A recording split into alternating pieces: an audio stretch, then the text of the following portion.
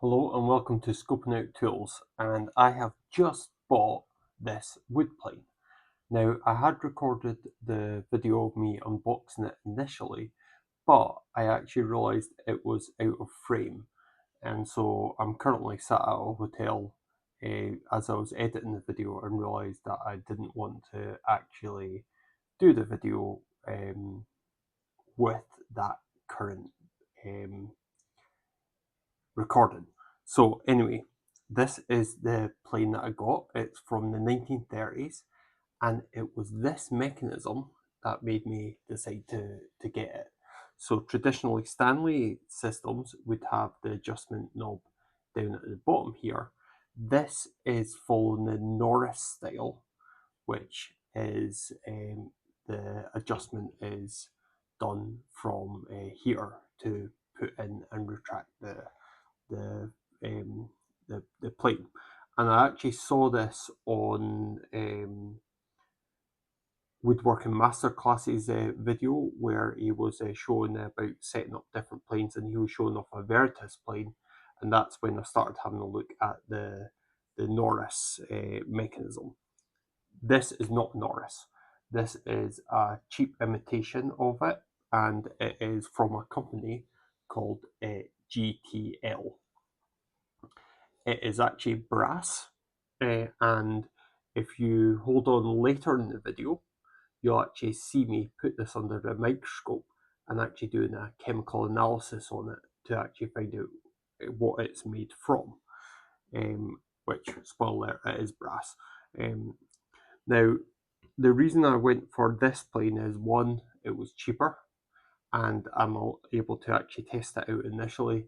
The other bit was that they said they had already refurbished it, like smoothing off the plane, and definitely you can see at the bottom it's been polished to quite a nice degree. And they also mentioned about straightening up the frog itself. So I'm just going to take off the cap and iron.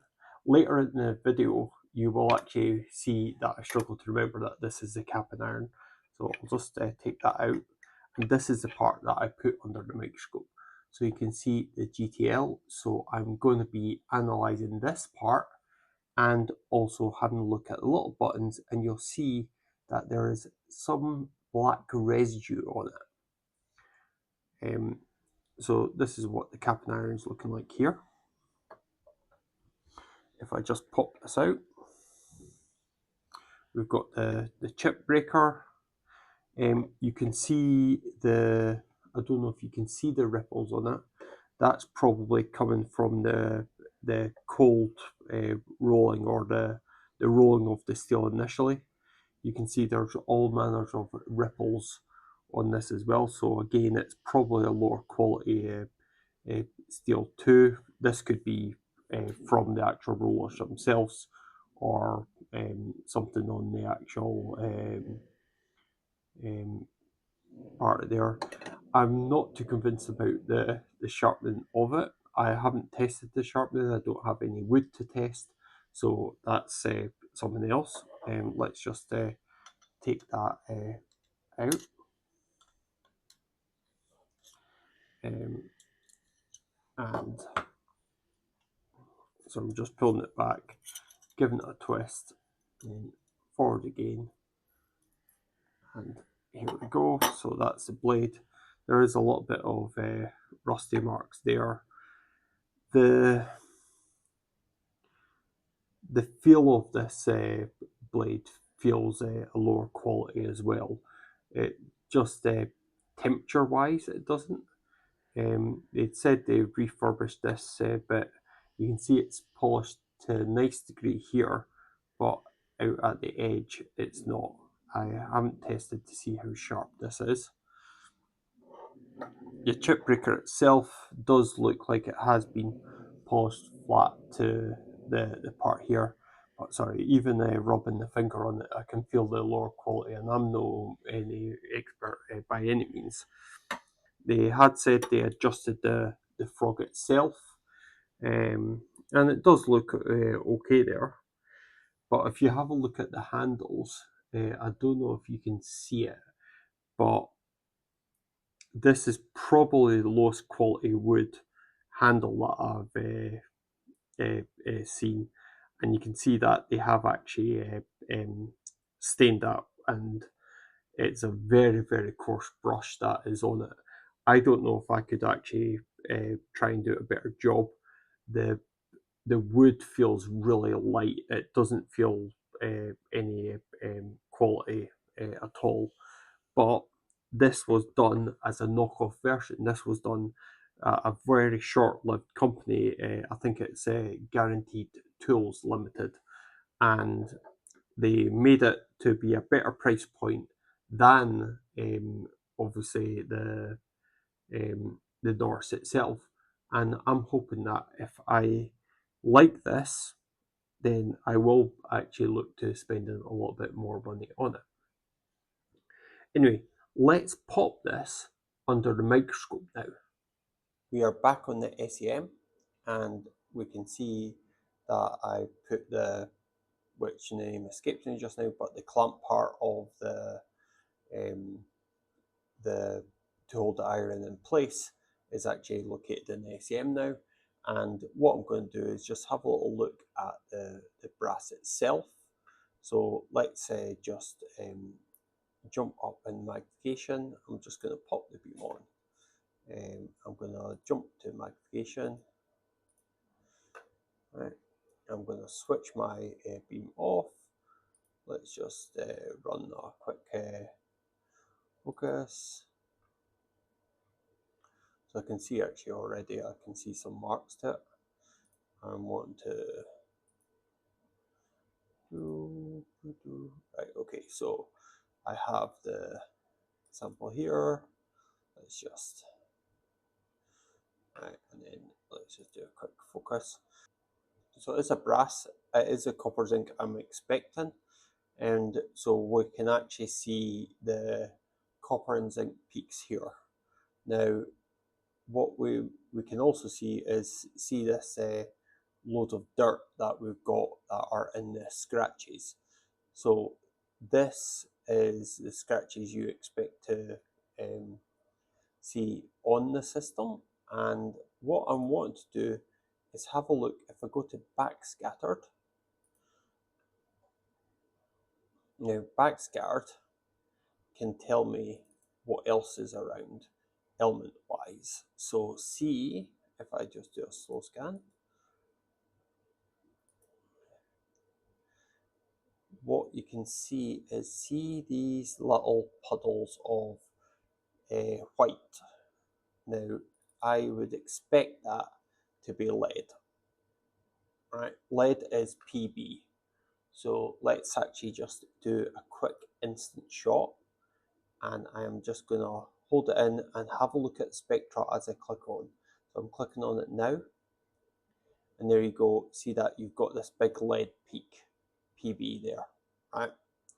So that is why sometimes you do actually want to make sure you're wearing gloves with older tools, especially anything brass, just in case there is a chance of contact with lead or other more dangerous elements than actually lead itself. Probably the lead here is so small, we can see that is less than a micron, so it's that's like about a hundredth of a hair or a 50th of a hair. Anyway, let's actually have a little look at, can we actually see anything on the symbol. So now you'll see that my lowest magnification, this little square, is much smaller than the actual the symbol itself. Okay, so you can see the L here and the T here and just the edge of the G. Now what we'll see is there is some stuff on top. Now we're a little bit too low to actually get some elemental analysis just because I'm quite far down here. So let's actually have a look at the backscattered again. And what we should see how this is dark, right? So you've got this very dark thing. This is likely it's carbon tape, and actually there seems to be fibers on it. Let's just move it up.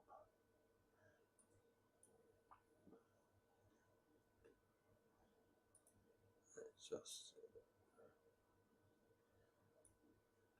yeah, if I do a slow scan now, you can see we've got some fibers in it. So probably something sticky was used on the top of it. Now, if I just double click on this, I can actually increase the mag, and we can still see those white particles that belong to your lead. Right, and then moving over, this is the speckled area. So let's just have a little look what the speckled area looks like. So you can see there is just some bumps here, which is coming from that speckled mottling area. I'm just going to jump to a different detector and make it easier to see. And if I just do a slow scan of it, so see you've got all these little bumps here. Notice how you're getting the ridges from it. So this could actually be from a polishing cloth or something, but I think it's something that's sticky. So I'll probably want to clean that up. It doesn't change the function of the actual instrument. Like it doesn't change the function of the part itself. Okay, so putting it back, usual thing, in, pull the chip breaker back so that when you spin it around you don't damage your blade. Over to the other side, make it forward until it's at the right distance from it. There's quite a lot of movement left and right between that screw. I'm just going to lock that in place now. Yeah, that's good.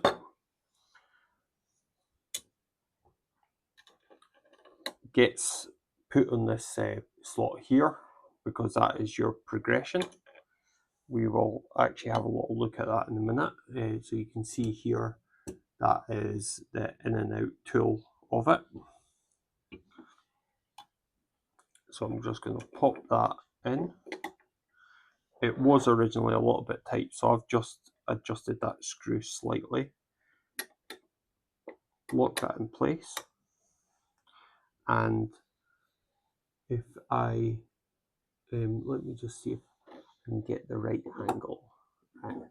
So I'm going to just adjust this tool here, and hopefully you'll see it's starting to pop out. Did you see that just come out there? Maybe it wasn't as obvious.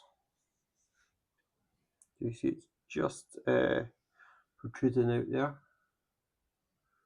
Yeah, it is. Yeah, and then if I just pull it back, so if I do it that way, you can see that that's now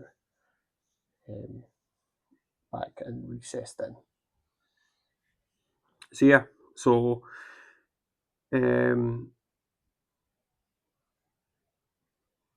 yeah, so if I don't like how it's used, then it's going to be at least a fun thing to actually display.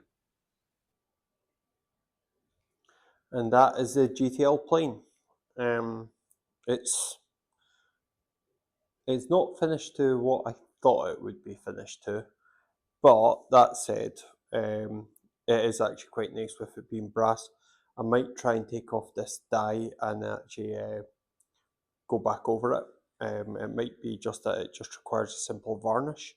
The wood doesn't feel as nice to hold as, say, like my Stanley plane, or my Stanley planes. Actually, this is probably the weirdest feel of it.